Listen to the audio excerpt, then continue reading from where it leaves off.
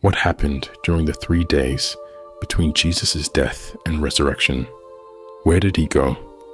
The Bible tells us that after Jesus said, "It is finished." Before we move on, I request you to support us by hitting the subscribe button and the bell icon. This generous act of yours gives us encouragement and power. He spent 3 days in the tomb before rising again.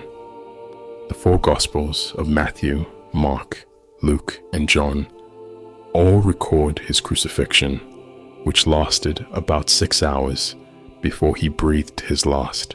He said the immortal words, "It is finished," as recorded in the book of John, chapter 19, verse 30. He then bowed his head and surrendered his spirit. His body remained on the cross only for a short time before it was taken down and wrapped for burial by Joseph of Arimathea with the help of Nicodemus, one of his followers. After 3 days, Jesus' body and spirit were reunited, and he triumphantly rose from the dead. Following his resurrection, he appeared to his disciples, beginning with Mary Magdalene.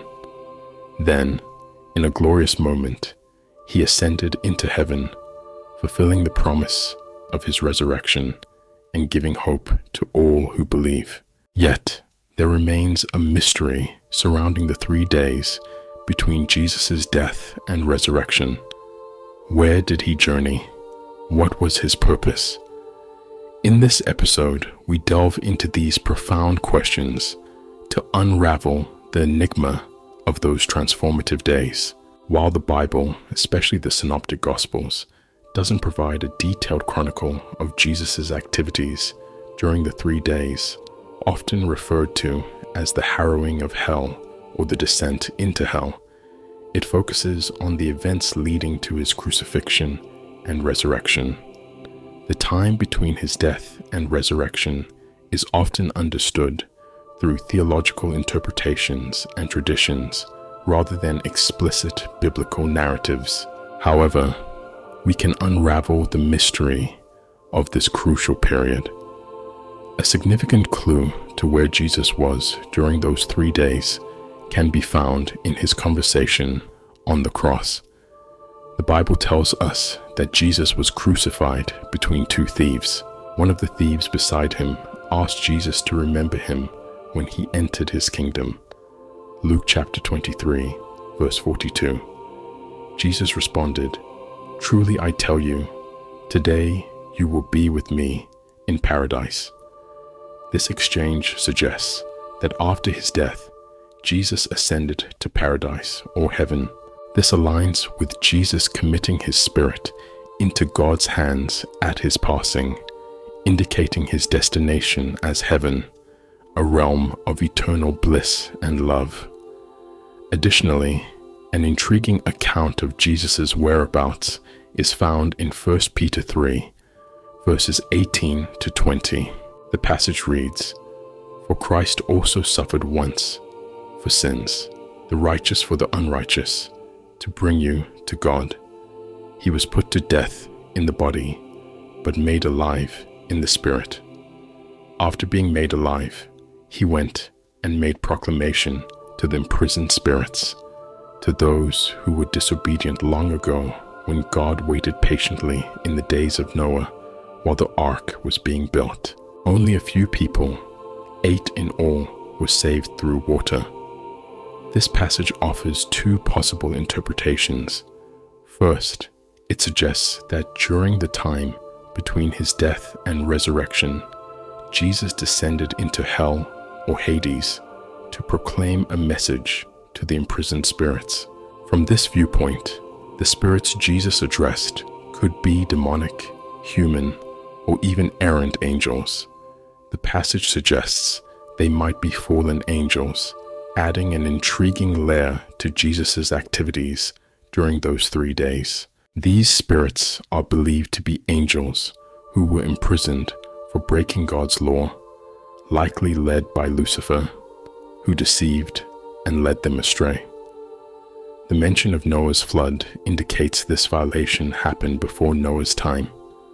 While the passage doesn't specify the content of Jesus' message to these spirits, it's unlikely to have been a message of redemption, as angels, according to Hebrews 2, verse 16, cannot be saved. It's possible that Jesus proclaimed his victory over Satan and his followers. Therefore, it can be understood that Jesus descended into hell to proclaim his triumph and declare victory over death and Satan. Another biblical reference to Jesus' activities during the 3 days between his death and resurrection is found in Ephesians chapter 4, verses 8 to 10. This is why it says, "When he ascended on high, he took many captives and gave gifts to his people." But what does he ascended mean, except that he also descended to the lower earthly regions? He who descended is the very one who ascended higher than all the heavens in order to fill the whole universe. Paul's writing, referencing Psalm chapter 68 verse 18, suggests that Jesus' descent to the lower earthly regions preceded his ascension to fill the entire universe. When Jesus ascended on high, he took many captives with him. This is understood to mean that after securing their salvation on the cross, Jesus gathered all the redeemed souls from paradise and took them to their eternal home in heaven.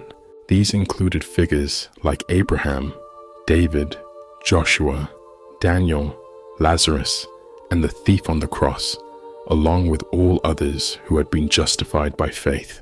Jesus led them from Hades, the realm of the dead, to their new spiritual abode in heaven.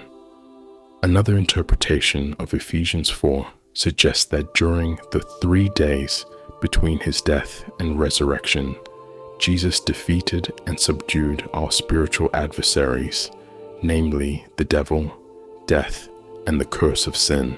After his victory, Jesus ascended triumphantly to heaven as God. This understanding is supported by Matthew chapter 12, verse 40, where Jesus compares his time in the tomb to Jonah's time in the belly of the fish. It's worth noting that the specific events of those 3 days aren't detailed in the Bible, leading to various Christian traditions holding different interpretations. However, we do have Jesus' own assurance on the matter. He promised the thief on the cross, "Today you will be with me in paradise." This gives us confidence that after declaring victory over death and accomplishing redemption, Jesus went to paradise. Thank you for watching.